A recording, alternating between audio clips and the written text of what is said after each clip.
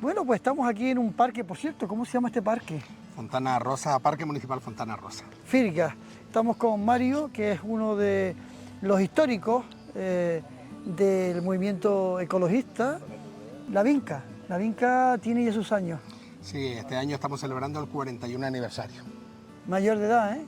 Sí, bastante más allá de la mayoría de edad. Oye, en todo este tiempo que llevas en La Vinca,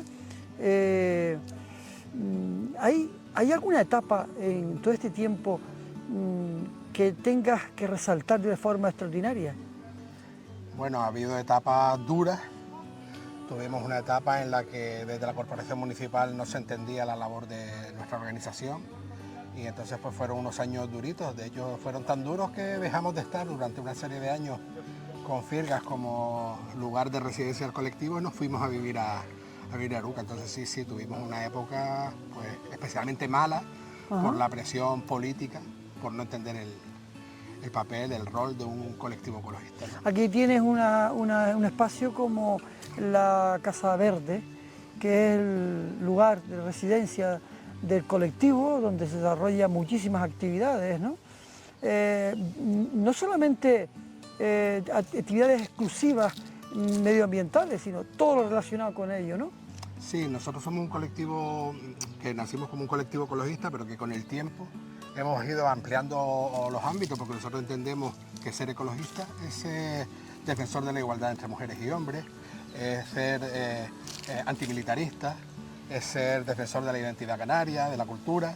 Entonces pues hemos ido creciendo en esa línea y desde que tenemos la Casa Verde, que estamos en torno a 10 años ya en ella, pues con el compromiso de realizar actividades, pues hacemos desde presentaciones de libros, de poesía, hasta uno de temas específicos de naturaleza, pero cubrimos bastantes ámbitos, ¿no? Hablas de identidad canaria. La identidad canaria relacionada con el árbol, ¿cómo lo colocas? Porque hay muchas plantas que no son de aquí, que están incorporadas. ¿Cómo te llevas? ¿Qué relación hay? Bueno, la relación del pueblo canario con el árbol es importantísima. Por ejemplo, en la isla Gran Canaria, la patrona de la isla es la virgen de un pino, de un árbol. No es una virgen de una piedra, no es una virgen de la luz, no es una virgen de otro tipo, es la virgen del pino, ¿no? Entonces la relación del pueblo gran canario con el árbol pues ha sido siempre importante. Y evidentemente en las islas, un espacio en el que se ha tenido una alta actividad turística, pues la llegada de árboles foráneos es importante. La suerte que tenemos es que la inmensa mayoría de árboles y plantas que nos llegan pues no son peligrosas, no son especies potencialmente invasoras y peligrosas, sino que la gran mayoría se han integrado perfectamente en los paisajes principalmente urbanos y están perfectamente asociados por la ciudadanía como elementos de nuestro paisaje. De hecho, a un pintor le decimos, píntanos un paisaje canario, y nos pinta una casa de teja a dos aguas, con una pitera y unas tuneras al lado. Y tanto la pitera como la tunera son mexicanas, llevan 5 siglos, cerca de 5 siglos con nosotras, y ya la gente los tiene interiorizados.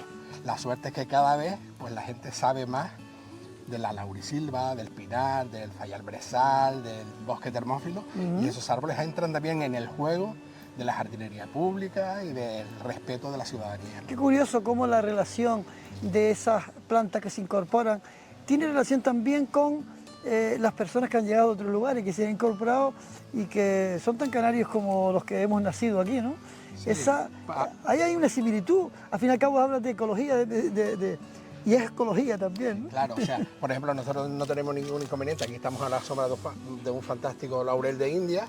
Evidentemente los laureles de India tienen que ir en espacios como este, en parques públicos, mientras que para eso tenemos nuestro propio laurel endémico de las islas, el laurel canario, que lo repoblamos en los espacios naturales. Era uno de los árboles que teníamos en la antigua selva de Doramas, en el bosque de la laurisilva, y ahí no plantamos este tipo de árboles, sino repoblamos con ese tipo de árboles porque nos queda solo un 1% de la superficie original. Ajá. Entonces, pues, como compromiso con las generaciones futuras, tenemos que volver a plantar árboles para si en un futuro nos hiciesen falta tenerlos. Cuando la población que ha vivido en estos más de 5 siglos en Canarias, primero la prehispánica y luego después de la conquista, cuando necesitó el bosque lo tuvo. Ahora hay que volver a plantarlo para que si nuevas generaciones lo necesitan, pues lo puedan tener, ¿no? Realmente, ¿qué representa para ti el árbol?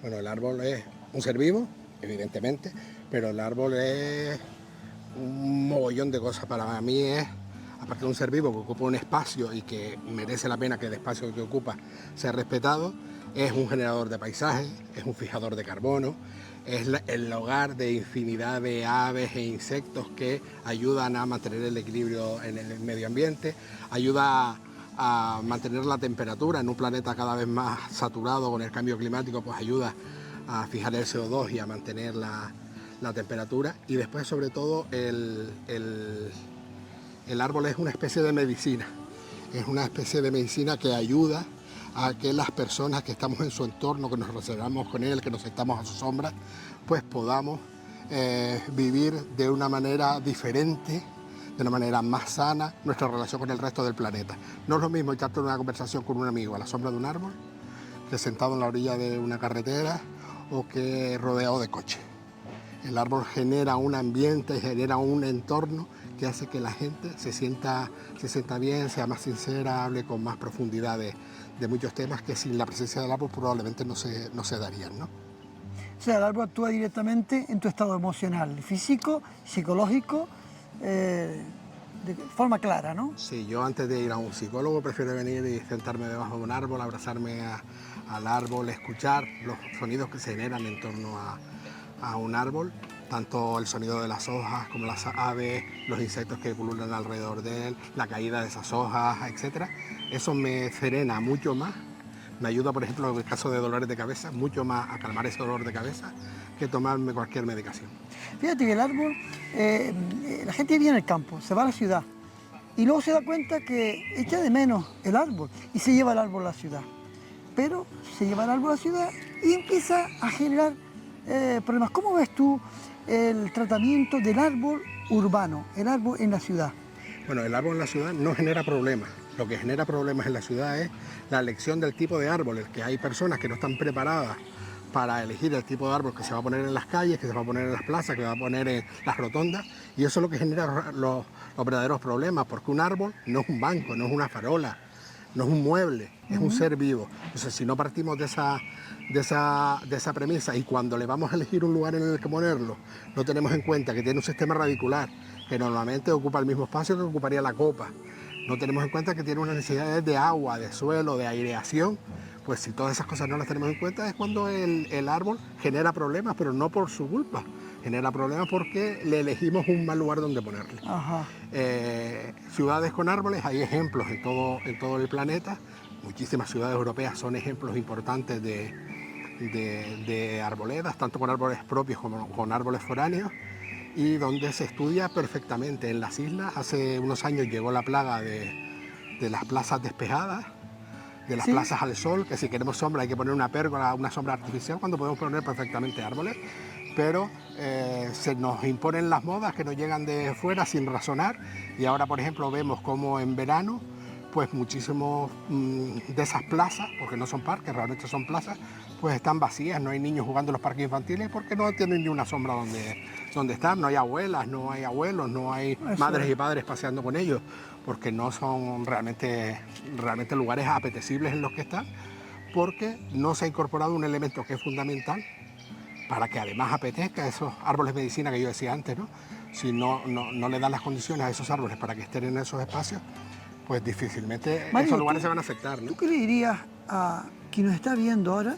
¿Qué le dirías para resaltar la importancia que tiene el árbol urbano en el paisaje cotidiano, en el paisaje que todos los días pisamos, trabajamos, vivimos y que no nos damos cuenta de que existe? ¿Qué le dirías? Dirigiéndote ahí a esa mirada. El árbol en el entorno urbano es fundamental, porque podemos tener aceras, podemos tener bancos, podemos tener farolas, podemos tener todo lo que necesitamos, pero realmente si no tenemos buenos árboles que den buena sombra, que hagan que la gente les apetezca salir, pues la gente no se va a desconectar de las teles, de los ordenadores, de los móviles. Entonces lo que yo diría fundamentalmente es que necesitamos árboles para que la gente comparta. Árboles son unos elementos para compartir fantásticos.